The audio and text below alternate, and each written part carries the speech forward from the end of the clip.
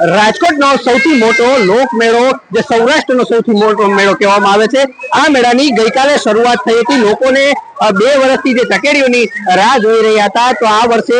ગઈકાલ સાંજ સુધી ચકેડીઓ ચાલુ ન થઈ હતી જેથી લોકો કેટલાક જે મેળામાં ફરવા આવ્યા હતા તે નિરાશ થયા હતા અને રાહ જોઈ રહ્યા હતા કે ક્યારે ચકડોળ અને ઝુલાઓ ચાલુ થાય અને તે મેળાનો આનંદ માણે ત્યારે આજે સવારથી તંત્ર દ્વારા આ ચકડોળને મંજૂરી આપવામાં આવી છે 34 માંથી 11 ચકડોળને હાલ મંજૂરી મળી છે જેથી મોટી સંખ્યામાં લોકો અત્યારે મેળાનો આનંદ માણવા માટે પહોંચી ગયા છે અને ચકડોળ સાથે મેળામાં જે જુદી જુદી વેરાયટી હોય છે જે આઈસ્ક્રીમ છે ફૂડ સ્ટોલમાં પણ આનંદ માણી રહ્યા છે અને સાથે સાથે વાત કરી અન્ય જે 23 રાઈડની હજી મંજૂરી મળી નથી તે પણ થોડી ક્ષણોમાં મળી જશે તેવી આશા સેવાઈ રહી છે જેથી જે મેળામાં લોકો આનંદ માણવા આવે છે સૌરાષ્ટ્રના જુદા જુદા શહેરોમાંથી લોકો આ મેળાનો આનંદ માણવામાં આવતો છે જોઈ શકો છો મોટી સંખ્યામાં માનવ મહેરામણ જે અત્યારે મેળામાં પહોંચી ગયું છે અને લોકો છેલ્લા 2 વર્ષથી જે મેળાની રાહ જોઈ રહ્યા હતા તેનો આનંદ માણી રહ્યા છે વાત કરી ગઈકાલે ચકડોળ તો ચાલુ ન હતા પરંતુ